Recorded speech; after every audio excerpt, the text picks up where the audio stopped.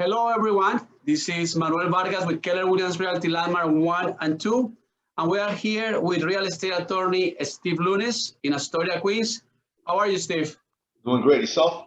Excellent. Thank you. Thank you very much for joining us today and for explaining to everybody what the surveys are and how are they important as related to a real estate transaction. But first of all, can you tell us a little bit about your practice and your experience for everybody, please? Sure. I'm a real estate attorney. It's my sole area of practice. I've been in Astoria since 2000, and I've been working with lots of great realtors throughout the years, such as yourself. And real estate is my passion, and this is all I do. Excellent. Thank you so much. And one of the things I would say to everybody is that not only are you experienced, but you are approachable, reachable, available, which to me is 50% of what is important in a real estate attorney. Okay, let's get started. We have about 15 minutes to talk about surveys. What is a survey? Because a lot of people, when I ask them, do you have the survey? They're like, oh, what's that? I don't remember. What is a survey as pertains to a real estate residential purchase? Sure. The survey is a drawing from a licensed surveyor of the exterior of the premises. And the purposes, it has various purposes, but one of the main purposes is to determine the boundary lines of the property. Right. So basically, it's a sketch, right, that shows the limits of the property, the limits of the lot. So it looks like a little square, and it doesn't show anything inside. It's just the outskirts and the size of the building and any decks or structures like garages in the property, right? Correct. And why is important? Why do you order a survey when you are buying a property? Why does the attorney want to get a survey? A survey, we will order it for a couple of reasons. First, one of them, which we just briefly mentioned, is to determine what the boundary lines of the property are. Without the survey, we don't exactly know what the boundary lines of the property will be. So it's important to have the survey so we know exactly what our boundary lines are, what we will own. Another reason is also to verify what structures are on the property. So for example, a survey may reveal that there is a detached garage on that property. So when I see that on the survey, I want to make sure that that garage is legal. Right. That's important because sometimes there may be issues with fences and the like. But before we get into that, when do you order a survey? At what point during the transaction? And how much does it cost? And who pays for that? We will let the client decide when they want us to order the survey. A lot of times, we frequently, statistically, will order it more often after the client's loan is approved because the survey has to be prepaid. And the survey will depend on what county you're in terms of cost, the size of the lot. Okay, we've seen some surveys cost as little as $500, and we've seen others cost on residential transactions near $2,000. So we will get a quote from the client, and typically we wait for the loan approval because we don't want to spend the client's money should the loan be denied. However, if the client prefers to close as soon as possible, ordering it from the outset, the moment the contract is signed, has its advantages as well. So basically, it's up to the client. If they want to wait until they get approved for the mortgage and be sure that they are not spending the survey money, then they can wait. But if they want do things a little faster, they can order the survey regardless of their approval. And of course, this money you pay to the surveyor is non-refundable, right? Correct. Okay.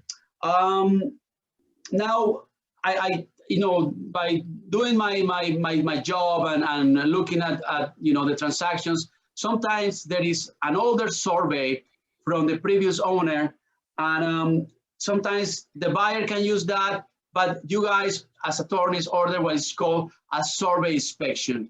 Can you explain that and what that means? A survey inspection will save the client some money. He or she will bear the cost of not having, will have the savings of not having to order a new survey. However, what happens with a survey inspection, we're taking an older survey that may be in the seller's possession usually. Older is usually defined as anything more than 6 months old for a survey. And the title company can use that and it will go to the premises and do an inspection of the premises to see how the premises may have been altered. Maybe a fence may have been put up, a structure may have been built, okay? However, the problem with the old survey is that title companies will frequently disclaim as to the boundary lines if the survey is not new. Explain that disclaim in lay terms. Sure. Well, basically, the title company will use a new survey to ensure the buyer as to what the property lines, what the boundary lines of the property are. Right. When the survey is older, the title company does not want to be in a position where it is going to the property with a measuring stick and a ruler to see if any fences have been relocated or anything of that nature. So if that has occurred, they may not cover the client in the event of a claim of title. For example, if there's a dispute with a neighbor down the road over a fence. Got you. So basically, when we use an older survey from the current seller, and we do the inspection, the title company says, "Look, I'm not liable. I'm going to use it, but I cannot insure you if there is a claim as to the limits of the property." Correct. Okay, I understand. Thank you. Now I see the contracts. Of course, I'm not a lawyer, but I'm doing this for a while, and I see in the contracts different attorneys have a different flexibility as to the discrepancies. Like sometimes there is a neighbor fence that is 6 inches onto your property, 1 foot. Sometimes it's your fence that is over the neighbor's fence. What are common criteria, and can you explain why it's good to have this flexibility in the contracts when there is a discrepancy of your property line with fences and maybe walls or things like that? Usually the norm is that if you have an encroachment of a fence coming onto your property line from a neighbor, usually the norm in the industry is if that encroachment, that intrusion of that fence onto your property line is 1 foot or less, it is usually considered minimal. And therefore, the title companies will still insure a purchaser against that encroachment coming onto your property line. Usually anything above a foot is considered excessive, and the title companies will not insure. But to answer your question as well, some attorneys may not just be looking at it from the perspective of how, whether the title company will insure. Some of them may just look at it as an intrusion on their client's property, and personally they may consider 6 inches, for example, to be excessive, even though 12 inches is the industry norm. I got you. The next question that I have is, what happens if a fence or structure is over more than the commonly accepted distance? Let's say somebody's fence is onto your property 1.5 feet, and you never cared, you never realized, you never really checked with your survey, and now you are selling the property. What is the issue with that? Is this what they call being out of possession? And what are possible solutions? The usual, yes, you hit the nail on the head. Typically, when the encroachment is over 12 inches, the title companies will not insure. They will claim that intrusion, that encroachment is excessive. So they'll claim that they will indicate that the owner is out of possession, and therefore they will not insure. There are ways to get the title. The solution is, in a perfect world, to get the title company to insure the purchaser, okay? And the most common way to do that is to approach the neighbor and ask him or her if they will sign what is called a no boundary letter or a boundary line agreement. Mm-hmm. And basically, the neighbor is not making any claims to use the land that the purchaser is buying from that seller by signing an affidavit. And upon receipt of that affidavit, the title company will normally insure the purchaser, and therefore there should be no issues with the purchaser when he or she sells in the future. Got you. So basically the neighbor that has the fence over your property saying, look, I am signing here that I don't own that property, I'm not claiming it, and you notarize that, and the title company accepts that, and that's good enough to get title insurance. Right. Obviously, like you said, in a perfect world would be even better that you would approach the neighbor and they would move the fence over. But that sometimes it's really impractical and doesn't happen. And that's also why it's so important to get along with your neighbors, right? Great to get along with the neighbors, obviously, no question about it. And I'm glad you brought that up. You can actually move the fence and the title companies may be willing to insure, but the letter may, the affidavit may actually protect the purchaser better because it has been signed by the neighbor and now it cannot be disputed. And after the letter, the affidavit has been submitted to the title company as well as to the county for recording, you know, the property owner now may feel free to move the fence and there can't really be a dispute from the neighbor. Right, because they signed that letter. Correct. And just to touch in a legal term, you know, that so people are familiar with this. Hopefully, when people buy, the fences are right and everything is perfect. But it's good to know, you know, when these things happen, and it's good to understand why the survey is important. Right. What does it mean, adverse possession, and what are the time limits here in New York State? Adverse possession basically can occur when a particular neighbor has been using an owner's land for something. Maybe they have been walking on it for some time, typically, and they acquire the right to use that neighbor's land for a specific purpose.